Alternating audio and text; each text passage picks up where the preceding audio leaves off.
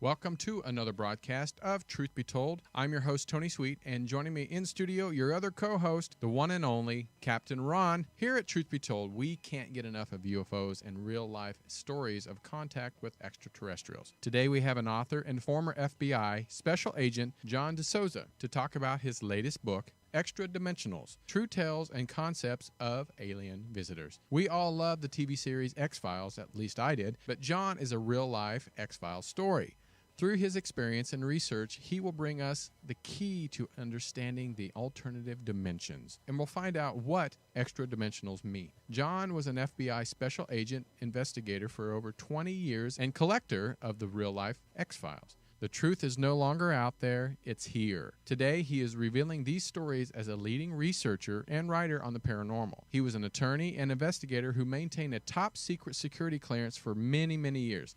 This background infused him with the ability to pursue and decipher mysteries that are beyond conventional abilities. So please welcome to Truth Be Told, where we believe an experience becomes truth, former FBI Special Agent and author, John DeSouza.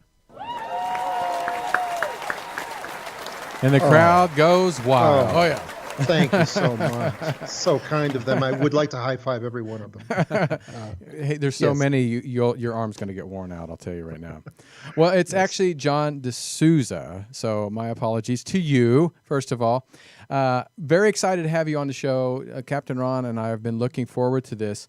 If anybody that has watched the show over the last 4 years, that we really love talking about the secrets of the government, the secret alien programs, and anything to do with UFOs. So thank you for being here. Thank you for writing the book, and I'm excited to talk about it today.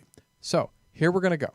We're going to go back and find out where John DeSouza started his journey into, I guess let's start with the FBI. How did you get involved with the FBI? That's always, for a lot of many young men, that's kind of an exciting dream. I want to do that. You say you want to be that, but when you did grow it. up. Yeah. Well, I was something I started very young. I'll tell you something. They don't hire at the FBI. They don't hire people at the age of 23 anymore. Not for the position of special agent. The average age today is about 31, 32 years old. Oh, It's wow. almost always a second career. They hire a lot of engineers, accountants, attorneys, things like that. But I think just when I went for the position, I think because I wanted to I was thinking about being a doctor. I had no real talent for that. I wanted to be an attorney. So I did become an attorney, but wasn't that interested in the actual practice of being an attorney. So I just decided, when I came into contact with some recruiters, I decided the FBI that was something really interesting. And like I said, I was hired at the age of 23. They were doing an experiment during that particular generation of hiring younger people, and wow, that was hard. Apparently didn't work out. That was hard. Most of the people who were hired, a lot of the people who were hired at the same age as I was, didn't make it very long in the FBI. It's a very unique subculture, and you really have to learn everything that you can out of that subculture and really absorb it. So it was hard having that position at that young an age, but it's something that I adapted to and something that I learned a lot from, and eventually grew to really love and enjoy. And and I always say the FBI has taken a big beating lately in politics, and that's what it is. It is political in nature, and that's a question of the leadership. That has nothing to do with the rank and file, which is what I was for over 20 years. I was in the rank and file of the FBI. And I was an investigator on the ground. I was an investigator on the street level investigator. And those men and women they are the most professional, filled with integrity people that you could ever imagine. And they tend to be the best at what they do, especially when the FBI stays in their traditional roles, like bank robbery, kidnappings, things of that sort. Well, hold on, John. This is right. When I wanted to ask you right out the gate was, what do you think about this going on right now? I've never seen anything like this where, almost a sitting president is saying the FBI is wrong on their information. I mean, isn't that an unheard of position? How do you feel about that? I feel terrible about it, because that's what happens when you have an organization that is so good at what they do, but then they become politicized because of the leadership. They become involved in a political standoff between two different sides that are fighting like crazy for the soul of the country and the world. And you can't have an organization like the FBI involved in that kind of thing. And they are, and through the leadership now they are, and that's just going to be a source of tremendous beatdown for the organization. That's really sad. It's really sad. It is sad. Now, John, like the military, I mean, I don't know if it's like the military, but when you go into the military, that you kind of have a direction from, working on planes to intel, to all that stuff. So when you went in, did you have a choice of what kind of direction you wanted to be as an FBI agent? Or did they kind of say, this is your strength, this is where you're going to go? Well, there is a little both, because you do have your strengths and your abilities, and they do tend to assign you in that direction to take advantage of those talents. Like I was an attorney, so I was always working towards a system that has to do with this the court system of warrants called FISA. And I always worked in building that structure, and I always worked, which is a system of getting warrants that have to do with a court that is over counterterrorism for the most part, because that's mostly what I worked during my years in the Bureau. I worked counterterrorism, and so I worked technical sort of legal things that I was pretty good at, and that I helped to put in place for the FBI. And so they do, but here's the thing: it's a global organization, and it has incredible diversity, even all over the world. And basically, whatever you really want, you can eventually build and create in the FBI if you become an FBI agent, whatever it is. I mean, we have FBI agents who are they're interested in art, and they're good with art. So they are working. They're working art counterfeit squads, where they can travel all over the world, taking down these operations that create fake Van Goghs and fake Monets, and that's what they're interested in. That's what they're good at. That could be what their degree is in. Right. And so they eventually create something where they go after that, and that's all they do.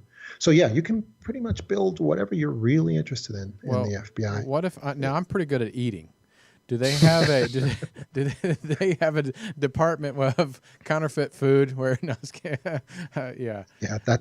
FDA or something. Oh, okay. Well, that's the wrong one. The FBI, that doesn't sound as exciting to me. So, but it seems like how you wouldn't think there's be a thing for aliens or interdimensional area, right? That seems sort of. How did it move from that's what we want attorney to this? I mean, that's a strange. People, I do get the question, is there an actual X-Files division anywhere in the government or in the FBI or anywhere else?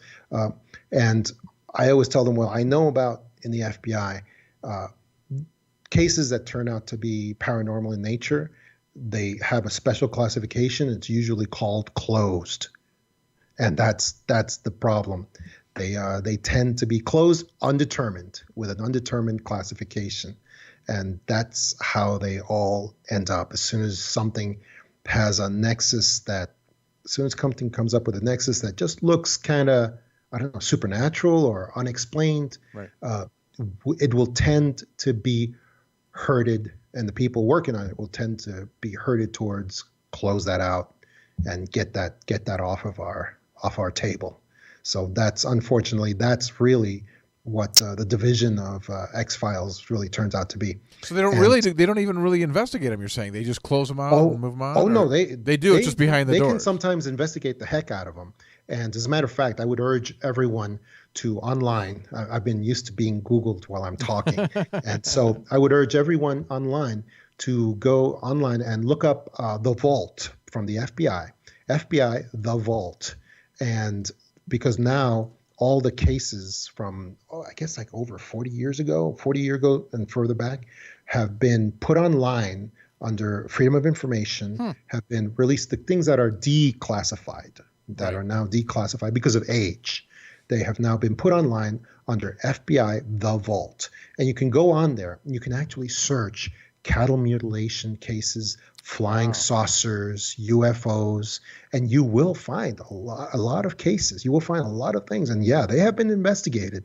Yeah, but unfortunately, they tend to all head towards that same classification that I said, closed, undetermined for the most part. Right. But sometimes there are moments when there's FBI agents who put some pretty crazy stuff in there. And that's one of the things I put in my book, The Extra Dimensionals.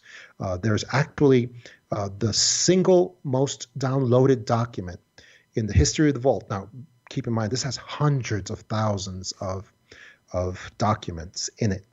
And it is available for anyone to look at. There's no restrictions, and it's free. And there's things on the JFK assassination in there. Well, lots of documents. But the single most downloaded document in the entire vault, FBI vault, online, is one single document in it numbers in the millions of downloads. And it is called the Smoking Gun document.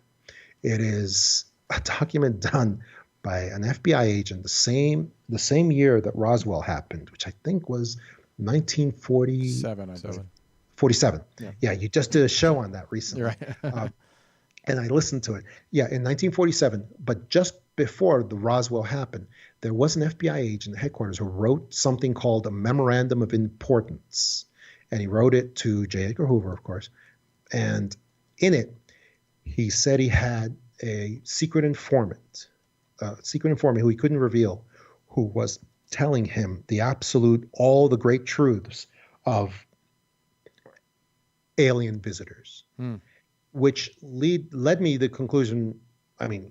the surmising that his informant was himself an alien visitor, because that's what it really looked like from these incredible conclusions he got. And he put up into the document, he basically just listed 7 or 8 conclusions that he was told by his informant that reveal all the truths about alien visitors, who they are, what they're doing, and what their purpose is.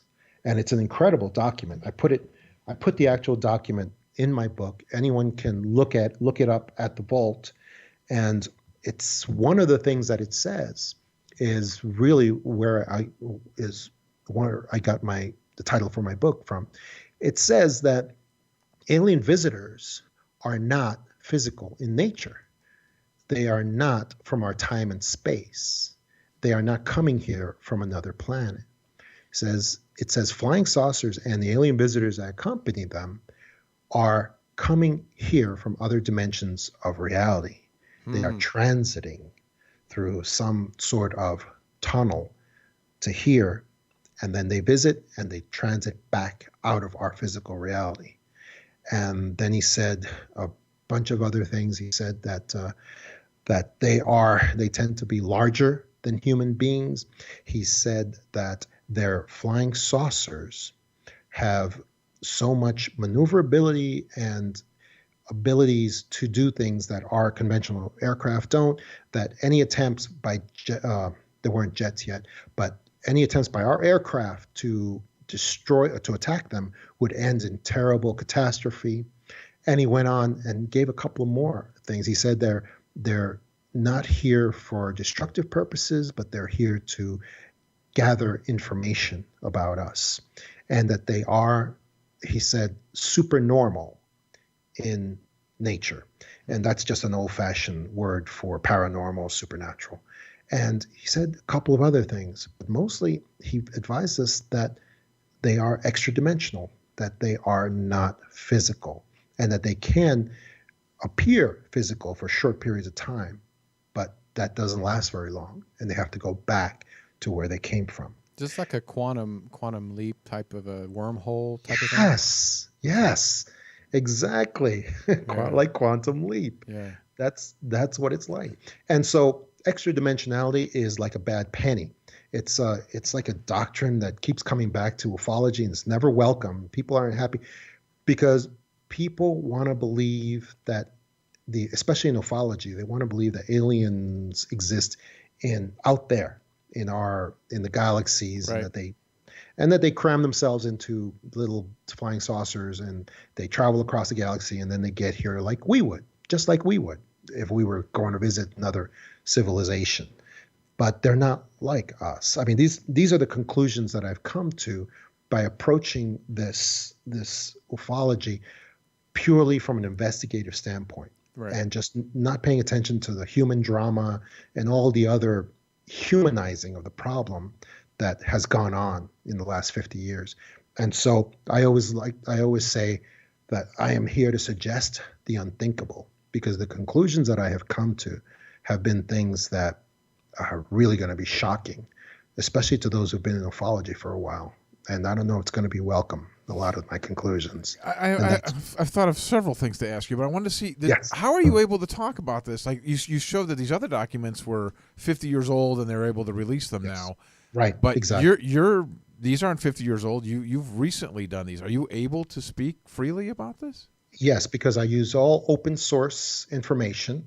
And the stuff that was classified is stuff that's no longer classified, like the vault documents. Mm-hmm. And I also do examination of a lot of the classic, well-known cases that people are aware of, like Travis Walton, Betty and Barney Hill, Billy Meyer, a lot of these cases. But what I find is that even though a lot of people, and Roswell incident as well, right? But here's what I find: these cases have always been examined by the same type of people, great scientists, great astronomy type thinkers, who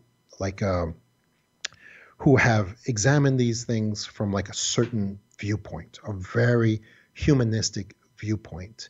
And the perspective that I bring to this as a pure investigator is just, I find that it's very different, and it reveals things that I have never seen approached before in these cases. So that's why I am able to talk about these things in a sense with a fresh eye. And I always talk about these things when it's open source, well-known information, stuff that people are familiar with, and a few cases also that people have never heard of before, things that I directly encountered as well. So yeah, there's always a way to talk about things, and I don't ever have to compromise any sources and techniques that are, of a classified nature. I never do. John, what was your take on UFOs, extraterrestrials, aliens, whatever you want to call them, before you got into the FBI? Were you a believer before that? Oh, I'm glad you asked. When I was a child, I was about 8 or 9 years old. I think I was about 9 years old. I actually had an encounter with what you would call a UFO that was, I could tell it was paranormal in nature. I could tell it was supernatural. I was in New York City at the time. It was late at night. I somehow broke away from my family with a bunch of other little kids that were also running out into the streets late at night. It had to be like close to 1 a.m.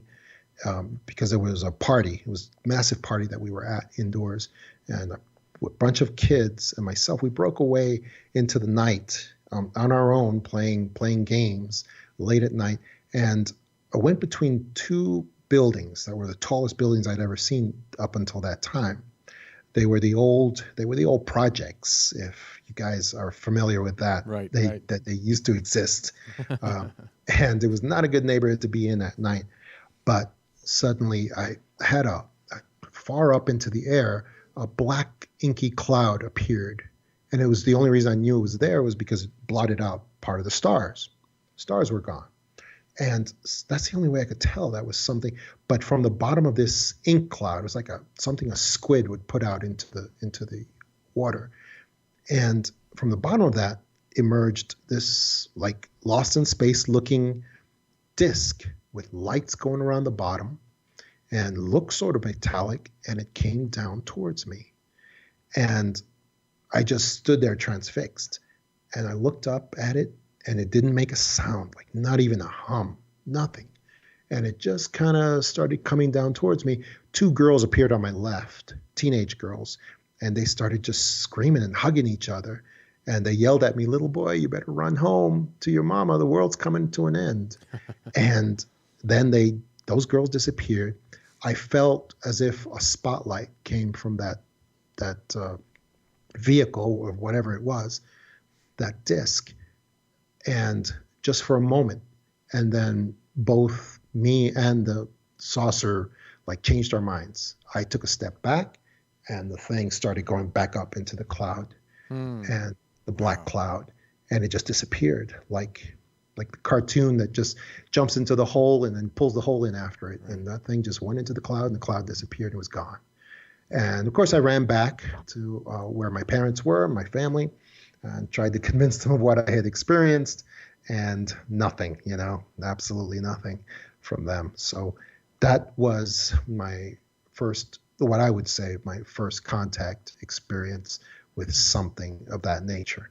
And so, yeah, I did have that type of experience before I was ever. Hey, John, I've been interested in this material for 20 some years. It seems to me, certainly 20 years ago, everybody, the consensus was certainly that they were physical ships, like you said, coming from another star system or what have you. But I do hear in this subculture or whatever, people that talk about this stuff, that this is sort of one of the theories now that people think it could be interdimensional. There are many different people that seem to be expressing this lately. I've even heard that they say now Bigfoot they think could be interdimensional, I think, and coming in and out of things. And they're saying the ships and the aliens are all interdimensional. Does that seem to... It would explain a lot, wouldn't it? It would explain It sure would. It seems like especially an easy way Bigfoot. out, but I don't know if it's you know. I've heard stories. I always admire the Bigfoot people because I'm not great outdoorsy type guy.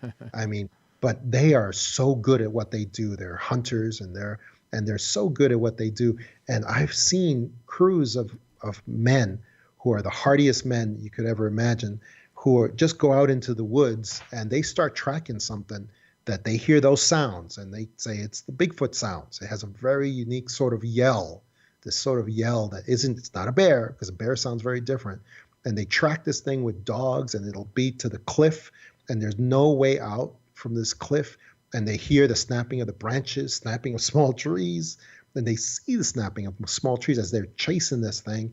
And they'll come right up against the cliff, and they emerge into the clearing with the dogs. Dogs are going crazy going after this thing.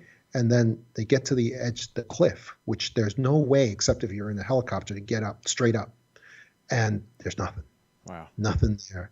And and these are like stories that you hear many times, and there's nothing, not even a trace of hair, not even hair and tissue samples. And extradimensionality would really explain a lot of these stories where you have these things that are so physical, so even more physical than we are, and yet somehow they just always disappear. It's just very strange. So yeah, there's that Fortean philosophy that says that it's very possible that a lot of these phenomena, not just UFOs, not just spirits and ghosts and crypto creatures, but that they could all be extra-dimensional in nature, and they could just be here. Even the most physical, overwhelmingly physical phenomena could just be here temporarily on our plane, and then just disappear back to where they came from. Well, John, and go ahead. No, we're going to take a quick break, but people in the chat rooms are loving this. They have some questions, so we're going to just take a quick break. We have do a couple sponsors. We're talking with a fascinating young gentleman here. I can't believe he was in the FBI agency for over 20 years. So he's wrote a book. It's called The Extra Dimensionals, the True Tales and Concepts of Alien Visitors. so much more questions. And like I said, if you're in the chat room, if you're on Periscope, if you're on Facebook Live, wherever you're at, leave the questions for us. We'll ask them. But we have more questions. Yeah. Fascinating subject. So don't go anywhere. This is Truth Be Told. I'm Tony Sweet. Captain Ron. We'll be right back after these messages. Do you suffer from anxiety, from depression, maybe even chronic pain? Well, listen up. Truth Be Told is going to tell you about a breakthrough program built on over 100 years of therapies used in America's returning veterans to help you successfully overcome PTSD, anxiety attacks, pain, and depression. The secret proven in study after study. Music therapy. The effects of music are nothing short of amazing. From strokes to PTSD, music has been shown to improve the quality of life. Now, one of the latest music therapy programs being used in America's veteran hospitals can be yours to experience for free, at home, and to help your own anxiety attacks, pain, and depression. Or just relax after a hard day. It's called Whole Tones. It takes music therapy to a new level. This revolutionary program makes use of specifically designed frequencies that have been shown to stimulate your body's natural healing power down to a cellular level. If it works for battle-scarred vets, can it work for you? Well, experience it for yourself for free at sweetwholetones.com. Like Tony Sweet, that's SWEET. Go to sweetwholetones.com. Now enjoy the show. Do you suffer? United States Pharmacopoeia, USP, sets the standard for most food supplements and are used in over 95% of all vitamin and mineral supplements in the world. The problem is that these products have never appeared in any living tissue. They're created in laboratories and are not recognizable to the body's metabolism. Grown by Nature products are different because they use renatured ingredients, proprietary blends of essential vitamins and minerals with cofactors of proteins, lipids, and complex carbohydrates. Over 50 studies have been conducted on renatured nutrients, and over 20 have been published in peer-reviewed journals proclaiming their superiority. As a result, Grown by Nature vitamins and supplements are now recognized as simply the best available. Call 877-817-9829. That's 877-817-9829 and order your Grown by Nature products today. We are what we eat, and since we are of nature, we should eat foods in their natural form. Only Grown by Nature offers a full line of renatured nutrients. Call 877-817-9829. That's 877-817-9829 because not all products are grown by nature, but they should be. All right, we are back. We have with us via Skype all the way from Arizona, we have John DeSouza, and he is a former FBI special agent. He wrote a book this is a guy that has the information behind the scenes. So he's got to hear about it and see a lot of this information called The Extra Dimensionals, True Tales and Concepts of Alien Visitors. And Captain Ron, I think you have a question. I do, because we were just talking about how the old school thinking of this alien phenomenon and the spaceships and whatnot were all clearly just in our world, in our time, just coming from another planet. But now we're saying it may be dimensional. Do you know that also in today's mainstream physics, you hear Michio Kaku, we've heard him talk, we've heard Stephen Hawking talk, that the mainstream string theory in that says there's 13 dimensions of space. Is this the kind of dimensions you're talking about within those 13 dimensions, or is this something yet completely different from that? No, I think that's exactly it. It's quantum. And that's mainstream stuff. I mean, that's the front-running theories today, are that there are multi-dimensions. Exactly. And I think that's exactly what we're talking about. It's also called the locus. Locus is a Vedic term that means different planes of existence in different vibrations that we cannot touch or taste, we cannot feel, we cannot see, but that exist at the same time, even though time is not a concept that applies to this, but at the same moment that we exist.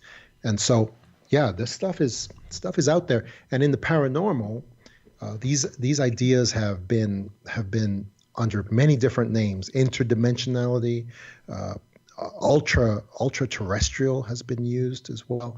There have been many different terms. Many great thinkers, Jacques Vallée, John Keel, have also put forward these hypotheses of multidimensional realities concerning alien visitors.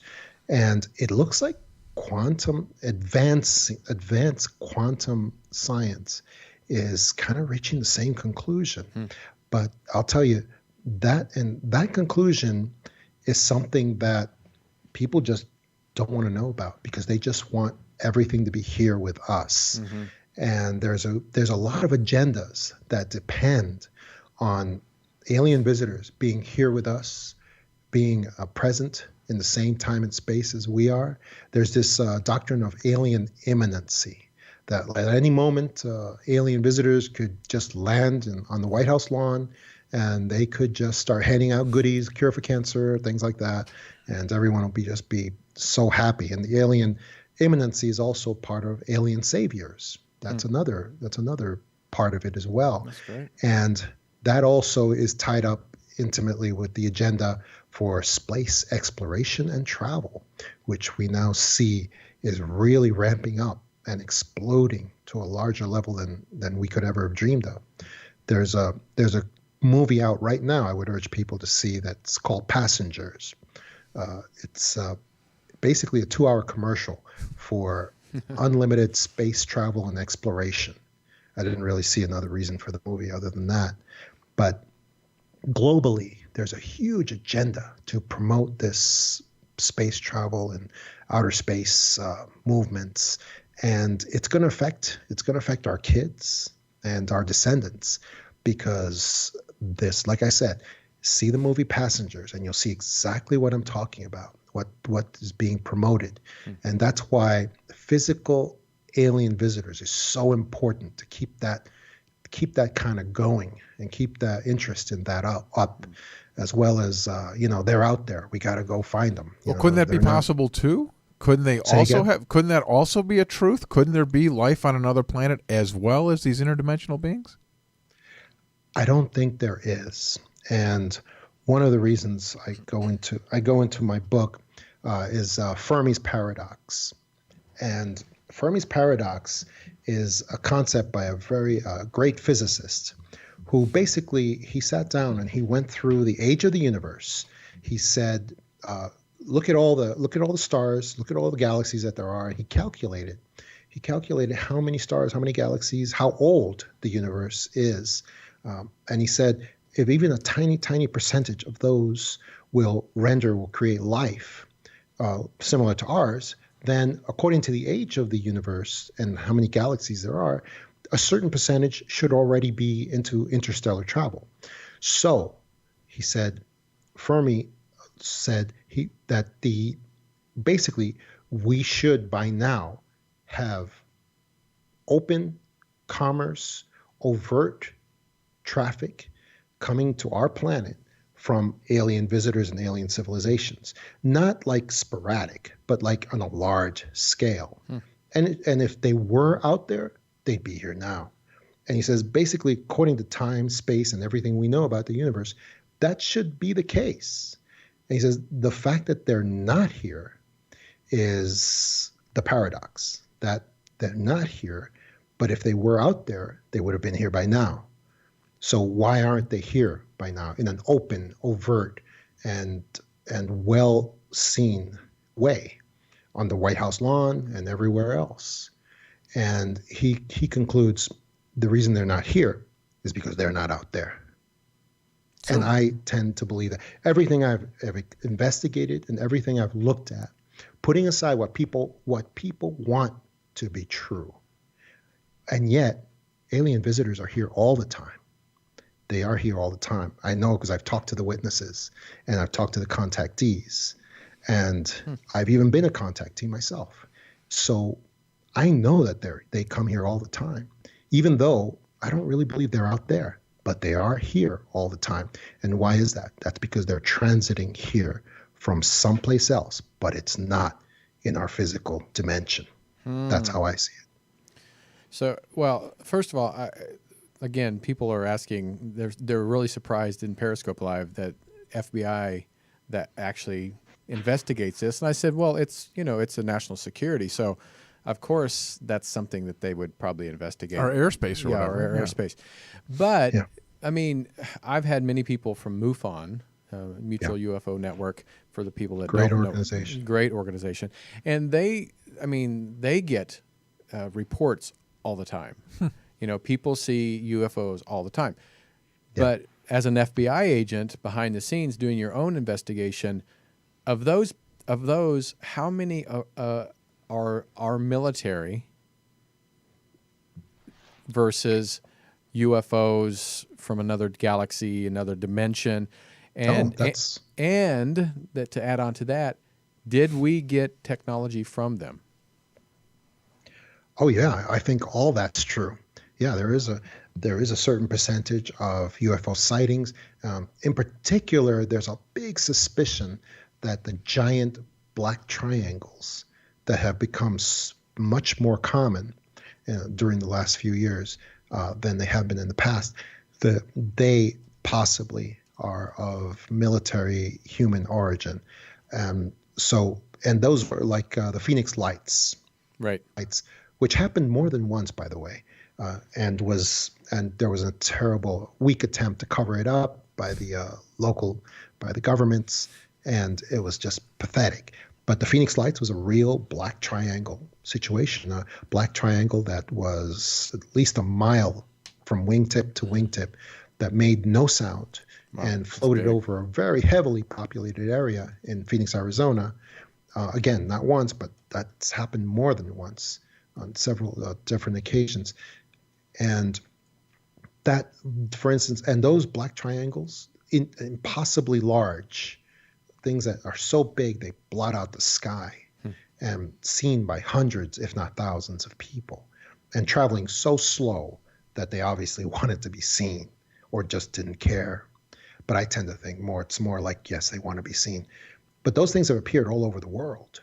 There was a time in the 80s when they were in Belgium, and they were very similar to the one in Phoenix, and they were seen for a very long period of time, for months. They were seen in the skies, blotting out the skies for some reason. So there's a heavy suspicion that those things could be military in nature and of human origin. But here's the problem with that. Having worked in national security and having in the Western world and having had contact with a lot of, not just the United States, but with a lot of Western countries, the problem with that is that if any one country had vehicles like that, it would be like immediate domination of all the other countries. Mm-hmm. Because if you had a vehicle like that on your side and the other countries don't have it, immediately you would basically own the airspace of the entire planet. And they wouldn't unless they had the exact same vehicle. You see, so anyway, yeah, it's very possible that a lot of the UFO sightings and a lot of, in particular, these triangle vehicles that are seen, they could be military in origin, but every major nation would have to have it. Otherwise, if one nation only had it, that basically would just create domination. I never thought of that either. Yeah, that totally makes sense. Totally. Yeah, so that's why I tend to think if ships like that are of human origin for some reason, they'd have to belong only to global government, which of course isn't government at all. It's just the global powers that basically tell the nations what to do. And it would have to be strictly under their control. That's our Monday show. That's possible too. Right. Yeah, because if they let that out to any particular nation, the nation would immediately use it, dominate all the others. Because if just a couple of those ships were used against a medium-sized country, there'd be nothing they could do. I mean, there'd be nothing they could do. You're talking about ships that have they do that slow-moving thing over heavily populated areas, but then they're able to disappear in the blink of an eye as well. Right. Just through physical travel. I mean, people have seen them just like disappear into the horizon, into a dot in just a moment. Yeah. With no noise and no kickback on the ground. Yeah, that was my encounter when I was about the same age as you in Kansas. It was my brother came in real quick and said, "Hey, mom and dad, come out. I think it's a UFO." And my dad's like, "Whatever." He didn't. He's like, "I'm not going out." And so my mom, my sister, my brother, and I went out and we drove closer to it. We kind of was down in the valley and we drove closer to the hill, and it was just stationary, no noise, nothing. And then you hear this little prop plane. You can see it coming, right. And then it must have seen it because it made a U-turn to come back around, and that thing just goes straight up, gone, no noise. And I remember that when, like I said, I was a young kid, so I was about the same age. So that was my experience. So now I've had Laura Eisenhower on my show. I don't know if you know Laura Eisenhower. She's the great granddaughter of President Eisenhower. She says, she says that her great grandfather did meet face to face with aliens, the Greys. Now, could you tell us? Did you do any investigation on presidents or anybody like that met with aliens besides? Well, the only allegation I've ever seen was the Eisenhower meeting, right? And a lot of people swear by that meeting, and they say it happened, and it may have been and the meeting was, if it did happen, it was obviously very limited in nature and scope, because Eisenhower, shortly after that, he's the one who gave the military-industrial complex warning speech when he was finished. Mm-hmm. And in that speech, I mean, there was a lot of anger in that speech that he wasn't being let in on a lot of things that were going on. And he said in his farewell address, he said, if I'm correct, it was Eisenhower. I'm sure it was. Yeah. I'm pretty sure it was him.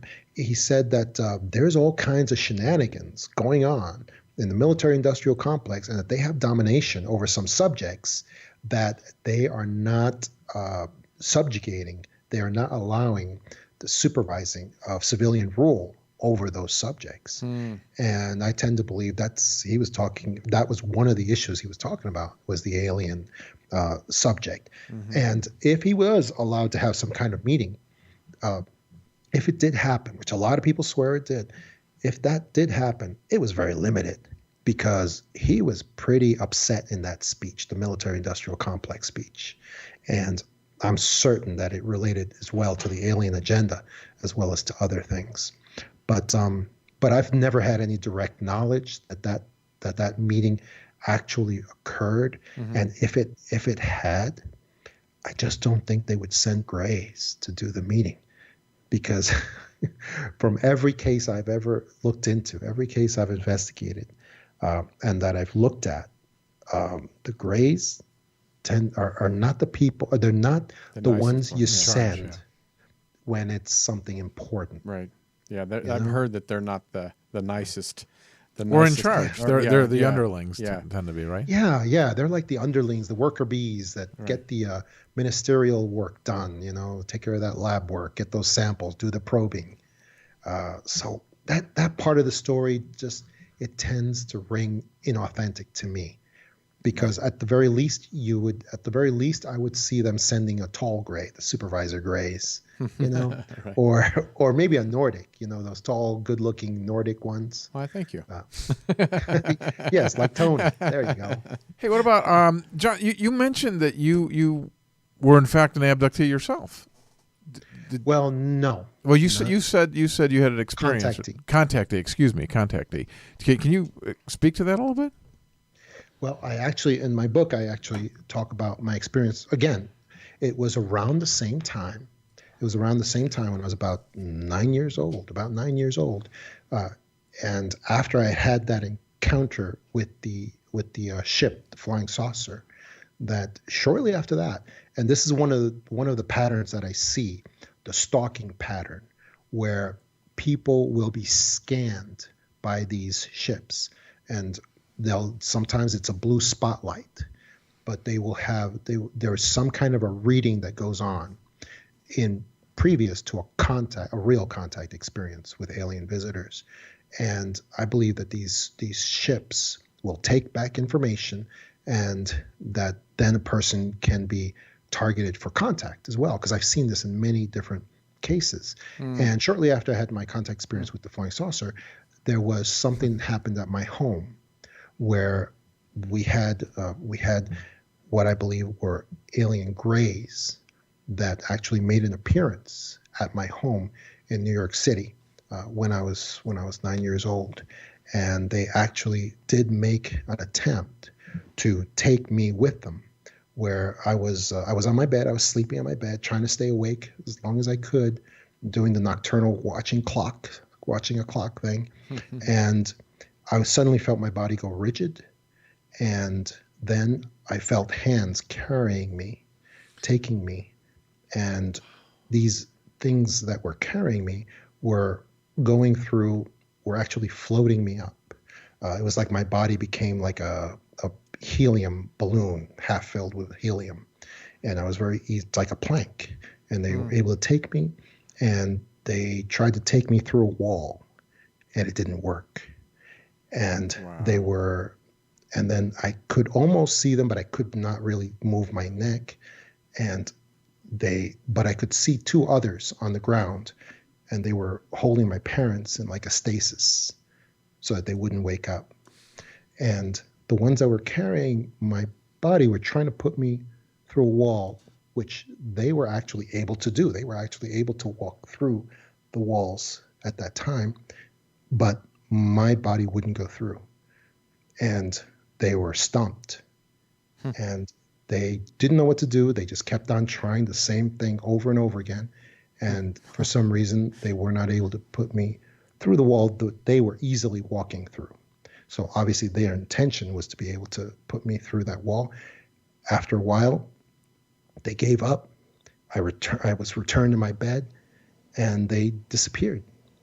And in the morning, found out that my parents and myself, they were having a common dream that these things had appeared in our home and were trying to take me. And they all shared that dream. And I was trying to tell them it was reality. It actually did happen. And it didn't really work. They were very religious, and they actually felt that something had happened, but they put it up to being a demonic attack, an attack of evil spirits on the home. And that's basically how they explained what had happened and the shared common dream and the creatures appearing and all that. I just keep imagining that, like, your head just keeps going boom, hits the hitting the wall, boom, boom. That's what happened. It was not pleasant. I wonder if there were like footprints on the wall the next morning. Yeah. You know. Hey, John, just because of time's getting away from us, we're going to have you back. But a few years ago, I had the head of SETI on my show. I mean, the publicist that it was titled, the best UFO hunter in the world and all this stuff. She gets on my show, and I'm all excited, like we're excited with you, and I'm saying, okay, so belief and in UFOs. I don't know. Yeah, I've never seen one, so I've never. I don't know if I believe or not. I'm thinking, how do you say you're like the world's what a letdown? So here's my thought this is, I'm sure, questions from anybody that's listening to this podcast or the video.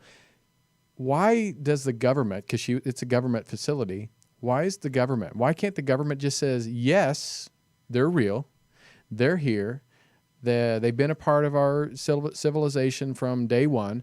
Why does the government, since you were part of the FBI agency, why do they keep it from us? I don't really think they know, in the sense that we can know something as individuals. Mm-hmm.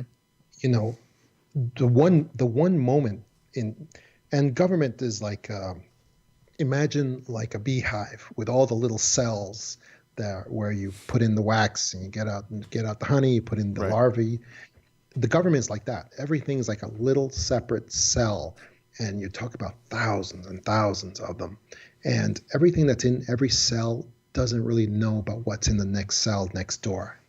And that's kind of how the government tends to be. It's a pastiche of a bunch of people who follow orders, and each unit doesn't know what the other unit is doing. Even if they're all working on the same thing and they're kind of working together supposedly, but there's the one moment in history, it was the one that you alluded to before with Eisenhower, the one moment when maybe we could say one person in national government, okay, they've got the whole story. This is it. He's got everything. And it was when Eisenhower supposedly had that meeting with aliens. And even if that were true, he still would have had just a tiny, tiny picture of what was really going on, mm-hmm. which we know about from his complaints afterward. And so I don't really think they know in a sense that they could give disclosure, or that any one person could give, hey, this is what's gone on and this is what's going on. There really isn't anybody. Now, in global government, it's a different story. And global government, of course, is not really government at all. It's just a system of control from these people. I never use the I word. I say epic always. Elite powers in control. And there's people in epic and global governance that do have the entire story and do have, but the national governments, whether you're talking about our government or any other, they just don't. They don't know. They have no way of knowing. Hey, before we run out of time here, we should talk about John's book a little bit. Yes, please. Tell us about your book. Yes, my book, The Extradimensionals, is a bad penny. It is the doctrine that, it's the explanation of the doctrine that alien visitors are coming here from someplace really different, and that they are going back to that place, and they cannot be in our physical time and space for very long. They just can't, because our physical time and space is like a canopy that is harmful to them on a long scale.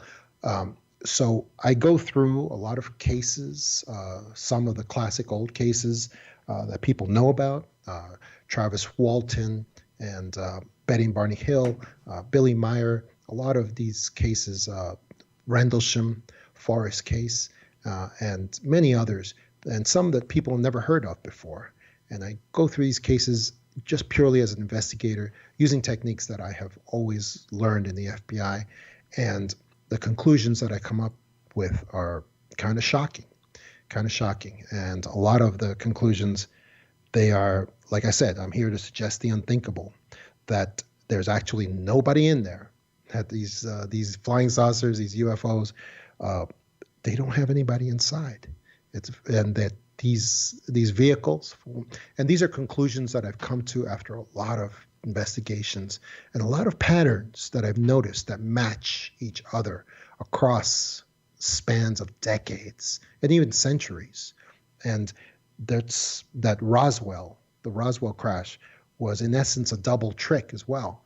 That not only was Roswell itself, with the government cover-up and all that, but that the cover-up was designed to fail so that people would eventually say, aha, these alien bodies were in there, and these things are just physical, just like you or I. We could all just crash our car and end up like that. Aliens are just like us. They're just like us. So in a sense, Roswell, I believe, was a double disinfo operation in the sense that, of course, there was the government cover-up, but then that cover-up was meant to fail eventually so that people would buy the entire thesis that aliens are just physical. Doesn't this just make sense too? Like he's saying the ships come first. Like we would send drones today. I was just thought about that, right? About drones. Doesn't that just fit with our current paradigm or whatever, that we send drones first? And exactly. And you talked about SETI before. You talked about SETI, right. The great rocket scientist who now is a truth teller. His name is escaping me right now. He said that SETI he doesn't believe that SETI has a real purpose, and that their purpose is... After that one, I didn't believe it did. Yeah, and the reason is, and he said like this, he said, I don't remember Columbus or Cortez sending smoke signals or messages to the civilization he was about to invade, that they were about to invade. Right. It just doesn't make any sense. A superior civilization has no reason to give warnings or signals or messages in the bottle to another civilization they just show up. That's what they did. That's what Columbus did. That's what Cortez did with the Aztecs. And so the whole SETI, waiting for messages thing, I just don't see it. Another one of the... We could do him all day, right? John, you're going to have to come back. Unfortunately, we're out of time, and this is fascinating. And I so appreciate you taking the time and doing this and contacting us. And people, please go buy this book. It's on Amazon. I'm sure you can get it on your website. Where else can we get the book? The Extradimensionals, True Tale, and the Concepts of Alien Visitors. On my website, John Tamil Books. Amazon, Barnes & Noble, anywhere that fine books are sold. And I would like to consider this my audition for Live on the Air with Tony Sweet. Okay, you got it. Well, John, awesome. Thank you so much. And the audience loved you. I'm getting this book. No, please. It's a done deal. So please come back. We're going to have to. Oh, are you going to be like maybe book signing? Any conventions or anything coming up for you guys? Yeah, I'm working on those, but I don't have them solidified yet. So just through my website and on my email as well. People can always contact me and submit stories and always get in contact with me. Perfect. Thank you, sir. Appreciate it. Thanks very much, John. All right. Thank you, guys. It's been great. You got it. All right. So we're going to be back in a second, but please make sure you pick this podcast up on iHeartRadio, iTunes, Stitcher, TuneIn, all those places. Check out our YouTube channel. Just type in Truth Be Told. Just type Tony, Captain Ron, one of those. Subscribe, leave a comment, let us know what you think. But we have another guest coming up here shortly, so we're going to take just a quick break. When you come back, we're going to pick up John's book, too. Yeah, pick up his book. This sounds like a fascinating. All right, so we'll be back right after this message. Don't go anywhere.